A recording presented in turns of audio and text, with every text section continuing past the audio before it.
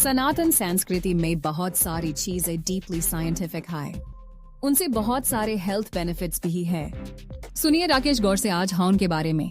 हवन ये हिंदू धर्म का एक अग्नि आधारित अनुष्ठान है और ये वैदिक परंपरा का हिस्सा है जो कि नकारात्मक ऊर्जा को दूर करता है, पवित्र है, वैज्ञानिक है।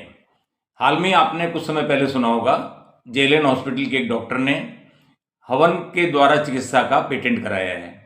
और वैज्ञानिक इतना है कि आम की लकड़ी जब जलती है, गुड़ जब जलता है तो फार्मिक एल्डिहाइड गैस बनती है जो कि बैक्टीरिया रोधी है।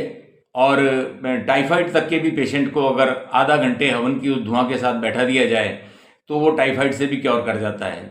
और बहुत से वैज्ञानिक प्रमाण आए दिन आते ही रहते हैं। ये देखा गया है कि जिस जगह हवन होता है वो स्थान, वो कमरा हो, वो मकान हो, 94% तक बैक्टीरिया फ्री हो जाता है। और एक बार हवन किए हुए का करीब 1 महीने तक उस क्षेत्र में असर रहता है और ऑक्सीजन की मात्रा उस क्षेत्र में बढ़ जाती है। अब हवन के बारे में एक ऐसा हमारे समाज में एक हवा बना रखा है कि हवन तो होगा तो उसकी एक वेदी बनेगी, वो मंत्रोच्चार के साथ ही होगा, वो पंडित जी को उसमें इनवाइट करना पड़ेगा तभी होगा। इतना कुछ नहीं है, आप अपने स्तर पे भी हवन कर सकते हैं। बहुत ही आसान और सरल है। कोई ये जो पंडित जी को बुलाया, मंत्रोच्चार हुआ, ये तो उसके अतिरिक्त लाभ हैं, लेकिन मुख्य लाभ तो ये है कि वो जो सामग्री हवन की है वो जब जलती है, जब अग्नि देवता को दी जाती है तो उसका जो लाभ होता है, उससे जो गैस निकलती हैं, उससे जो वातावरण की शुद्धि होती है, वो मुख्य है। आप एक छोटा सा हवन कुंड आजकल अवेलेबल हैं, छोटे छोटे से, वो हवन कुंड ला सकते हैं। और जो सामग्री की बात है तो कम से कम आधी से ज़्यादा सामग्री आपके घर में हमेशा उपलब्ध रहती है।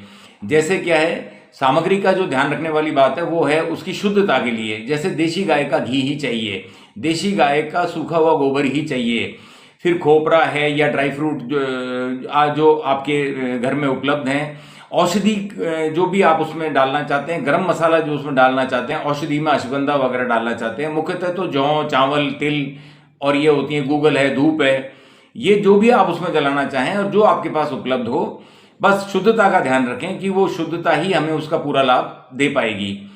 तो ये हवन हमें करना चाहिए। और ऐसा कुछ भी नियत स्थान की भी बात नहीं है कि आपके घर में कोई मंदिर ही है वहीं उसको हवन किया जाए। उसके लिए सही स्थान ये है कि हवन जहाँ हो रहा है उसका जो धुआं उठ रहा है वो आपके पूरे घर में फैलना चाहिए और पूरे घर को उसका लाभ मिलना चाहिए।